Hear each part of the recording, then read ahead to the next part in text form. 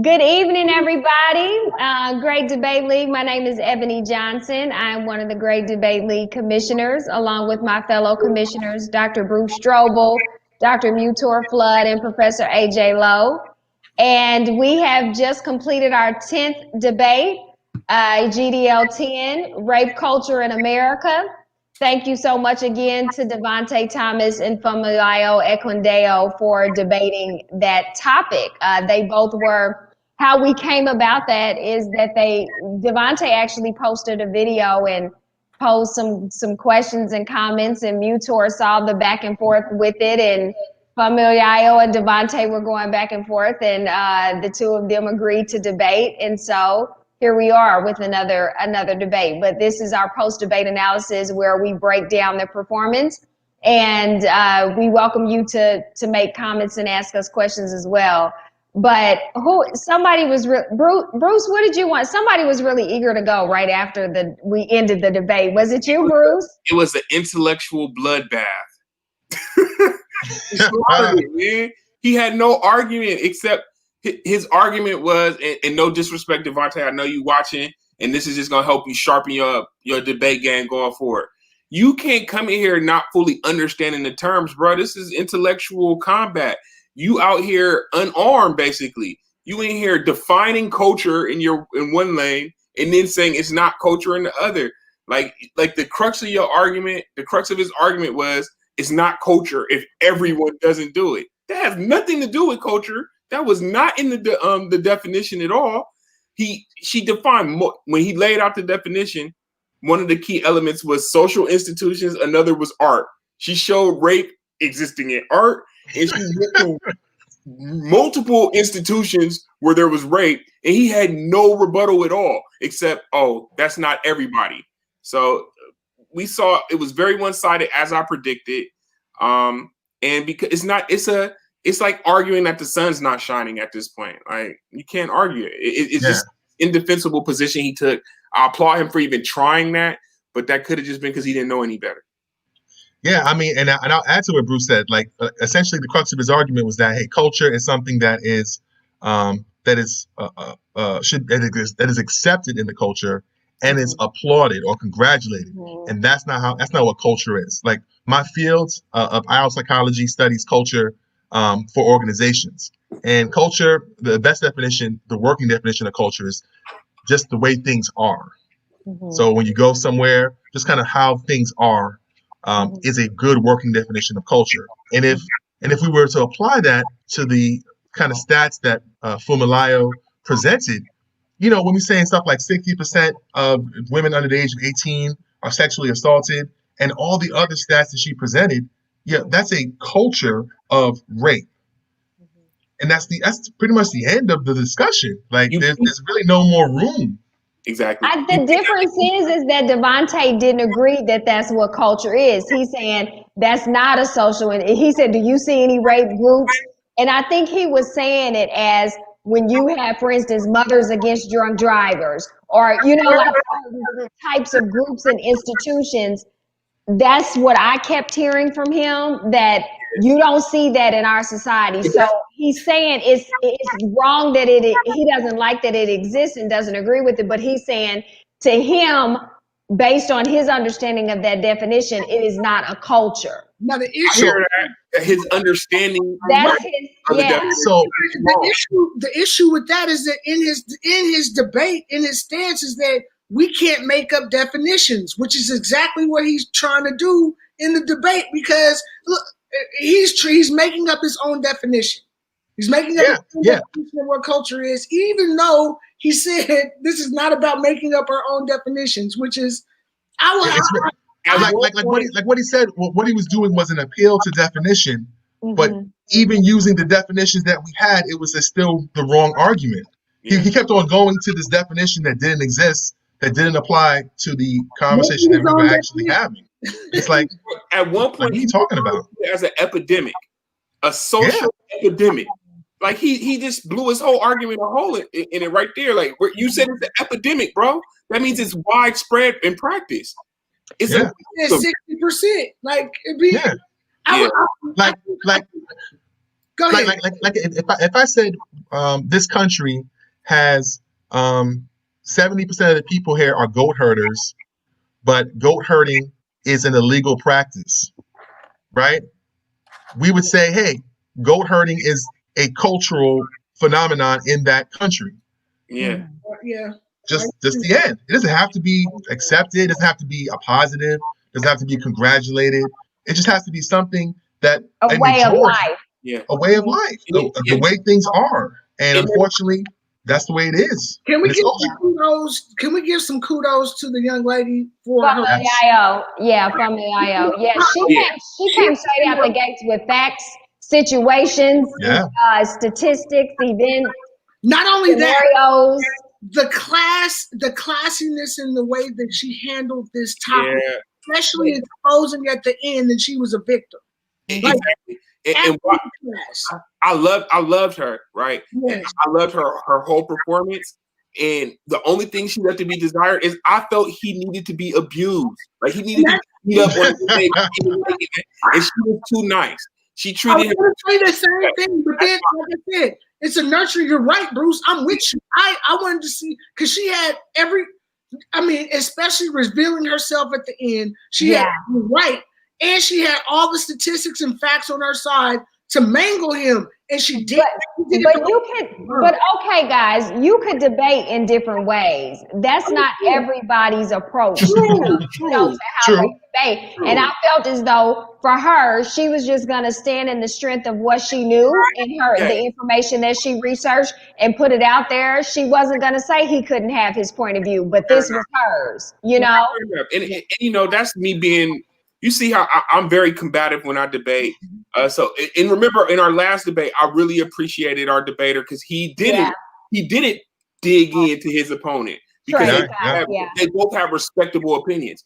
I didn't find Devontae's opinion to be respectable at all.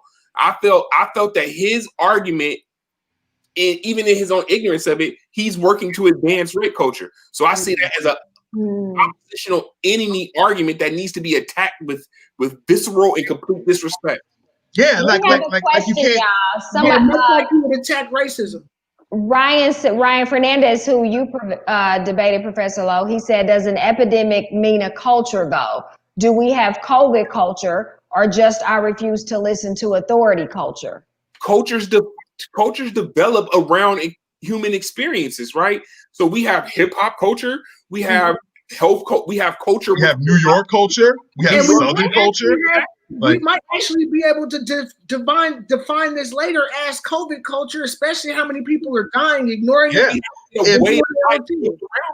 COVID. So if culture becomes a way of life with COVID, where 3 years down the line we're still wearing masks, that would be a culture. That would be a culture of COVID.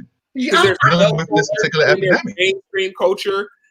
So I don't think our debater Devontae was aware to have cultures within larger cultural frameworks. Yeah. So it's like he may not. What do you think? What do we think that? What feedback can we provide him that he, even if we disagree with his point of view, but how could he have approached the debate better? By being prepared.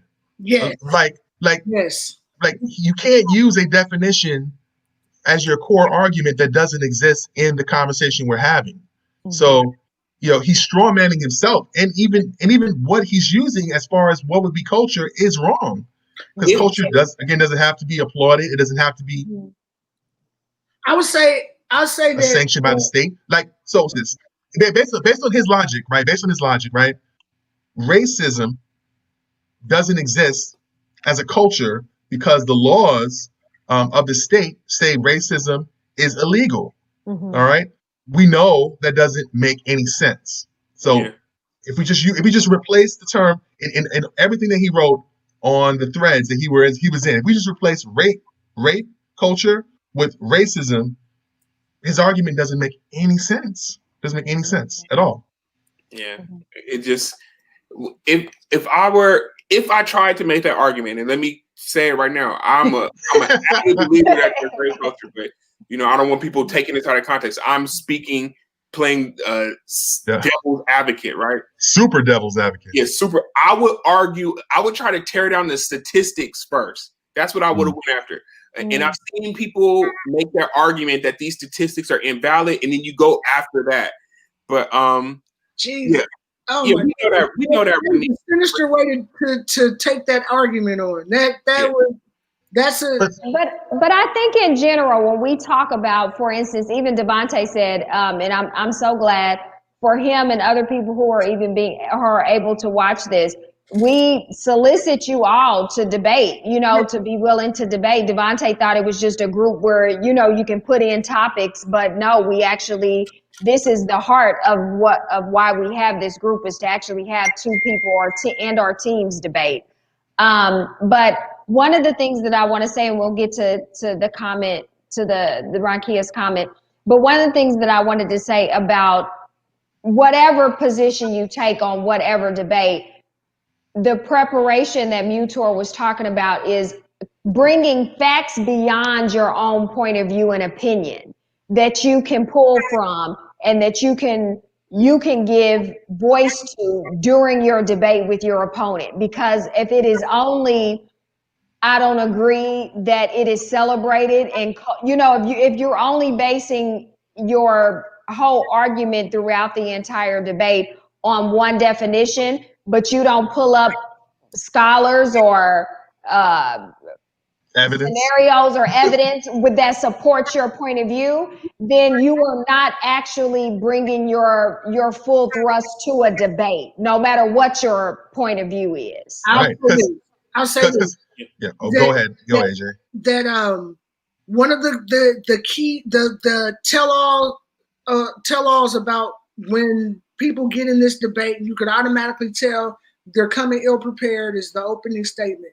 The opening statement pretty much lays out your argument. And Devontae, and I want to applaud him because what he did tonight took some kahunas.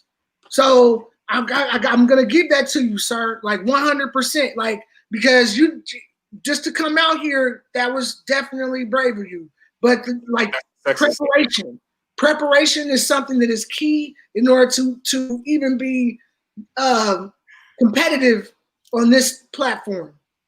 Yeah, I mean, will say Famayayo, she hinted to in her I don't know if Devontae was able to look at it, but we had the pre-debate interviews on Monday, which were back to back, and she hinted to basically being prepared and having some statistics. So I was a little bit surprised that even listening to that, even if he thought his approach was just going to be solely based on the definition of culture as he understood it, and even as he understood it as we agreed to define it, I was a little surprised that he didn't feel the need to have some supporting material outside of that's not the definition of culture. Yeah, go ahead. Yeah, no, I mean, also towards the end, he started like saying like conservative buzzwords like victim blaming, and it was like. But then at the end, he was talking about, hey, justice for Breonna, and it's like, dude, you're saying sort of conflicting, contradictory statements because I'm pretty sure Breonna, rest in peace, would have wanted justice for rape victims and would have acknowledged rape culture, and I want to say that most people do, and so it was a very convoluted kind of argumentation style that lacked the evidential support. Because you could find evidence or scholarly articles that talk about, hey, rape culture is not a thing, all right? It's junk science, but it's out there at least. Yeah. Now, solely on my perspective argument, and the way to beat that is say, well, no one else shares your perspective, so your argument's done at that point. And like I said, the young lady did this from a place of love. This would have been a perfect opportunity to call a challenge. I'd have called 2 or 3 straight up. But what was she gonna challenge? He didn't bring any facts.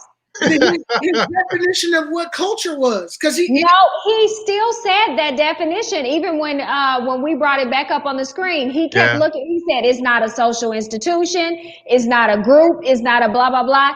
He was saying with that definition. She said, what about the Catholic Church? Yeah. The president?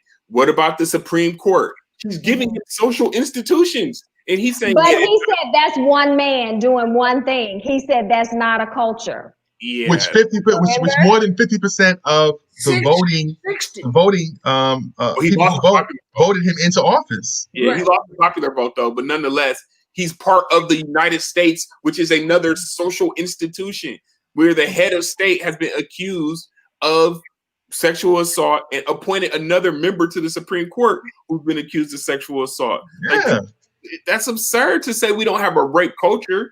Like, it's in the music, it's in the art, it's in our lifestyles. We live. I think he was thinking rape culture is something where people just go around raping people all day and nothing happens. That's not what it means. But even in that, he still denied that there was a rape culture in prison. Yeah, like, come on, bro. And did you hear Famayayo's response when she said, "You ever heard of the term 'don't drop the soap'?" That's what she said. Like, think about the terminology that comes from prison. Being a F boy, that's prison terminology for men who were raped in prison. A B, a jazz, right? That's prison terminology for people who are being sexually assaulted that transfer this way into regular culture that we use as normative terms now, right? So yeah. Pants sagging to indicate that, hey, you may want to get penetrated. Like this is rape culture. It's part of rape culture. I think it seemed to me during the debate, because that was Devontae's, that was his position, and the way he chose to approach it was sticking to the definition of culture. But what he kept saying was, basically, it's not something that we celebrate. We don't make groups around this. We don't. Basically, we're not really in support of it. But listen, if I tell you that 60% of girls under the age of 18 get sexually assaulted, that's like a rites of passage. That's the sickest rites of passage that I've ever heard. And then to understand that like it's like a majority of adult women have experienced sexual assault. And 39% of men, like 39% of men. What happens to the women who are reported? Yeah, it's already disgusting, horrific, and every other horrible word we can. And then when you add that it's also happening to the men, especially young boys, what are you talking about? It's not a culture. It's everyone's experiencing it. It's universal. It's ubiquitous. Like, come on, man. I feel like my homie just took a debate on if water is wet, and he was like, no. He's like, because I think wet means this, and it's like, no, bro, you can't do what you think wet. Yeah. But that's the paradox of that comment that Bruce just made, because that was his whole argument. You can't make things mean what you want them to mean. Words mean what they mean, and we can't make them mean what we want. But people are arguing that is exactly what he did. But then he said, again, the contradictory statements. He said that on one end that, hey, by saying rape culture exists, we're minimizing actual people who are victims of rape. And it's like, no, by calling it a culture and identifying it, we're helping victims get their voice out, get their voice heard so they can get justice. Like, what are you talking about? I don't know that just being purely scientific about it, I don't know that even saying, oh, something is rape culture makes you an advocate for the victims.